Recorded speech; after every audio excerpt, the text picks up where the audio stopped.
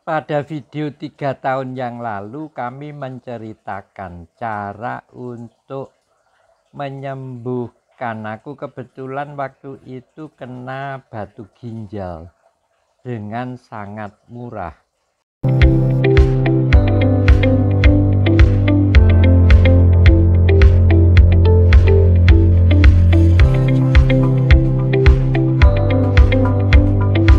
Hanya dengan uang 60.000 aku mengeluarkan batu ginjal tanpa rasa sakit.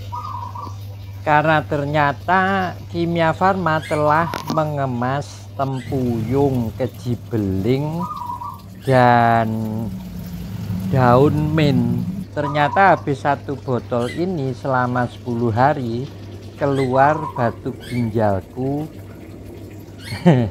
mak perusut gitu, nggak terasa apa-apa. Kalau nggak ku tampung di botol aqua, mungkin aku juga nggak tahu bahwa batu ginjalku sudah keluar. Padahal untuk mendiagnosa itu aku habis kira-kira 140 juta dan belum ketemu solusinya. Solusinya harus dengan laser dan itu pun sekitaran puluhan juta. Lah kok 2 bulan terakhir ini ya, kakiku itu ada bisul dan langsung keluarnya itu 2, satu di bawah betis, satunya di telapak kaki. Ya akhirnya sesuai dengan kebiasaan dan umumnya aku datang ke 3 dokter. Dokter yang pertama memberi obat, tapi yaitu pasti dipilih yang sangat mahal. Dan dokter kedua malah menyalahkan aku, kamu itu udah dikasih antibiotik yang mahal, kok masih infeksi. Dan akhirnya diberi antibiotik yang sama, tapi ya yang generik. Begitu datang dokter yang ketiga yang senior, keluarga sendiri, akhirnya kewetu keluar omongan bahwa yang diberikan 2 dokter yang pertama itu salah. Antibiotik itu untuk peradangan pernapasan, bukan untuk bisul.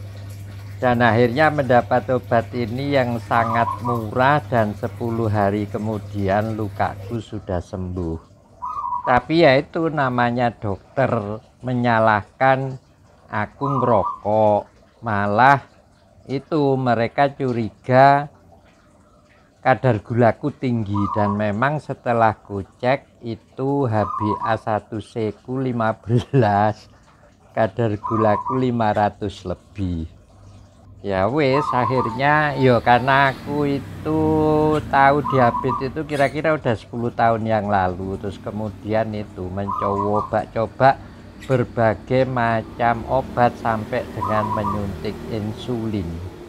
Dan ternyata nggak sesuai dengan harapan, kadar gula masih naik turun gak karu-karuan. Ya waktu itu sih aku malah sudah pernah ke internis nomor 1 di Indonesia. Aku ke situ itu juga ngantrinya 3 bulan.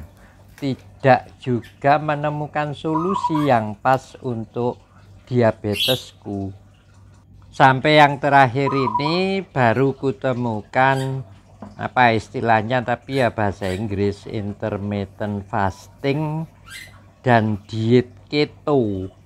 Itu yang kemudian aku merasa nyaman untuk, yaitu sebetulnya sih bukan penyakit, hanya mengganti cara hidup, mengganti pola makan aja. Cara makan yang sangat berbeda dibandingkan dengan ahli-ahli diet dari internisku selama ini. Aku udah datang ke 5 internis, yang terakhir juga internis yang paling nomor 1 di Indonesia.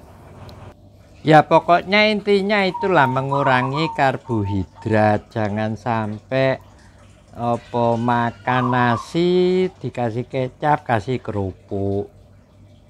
Dan kadang-kadang makan nasi lauknya Indomie ya, kecuali bagi teman-teman yang itu mengeluarkan keringat banyak, membutuhkan energi cepat, itu enggak apa-apa, karbonnya agak tinggi sedikit.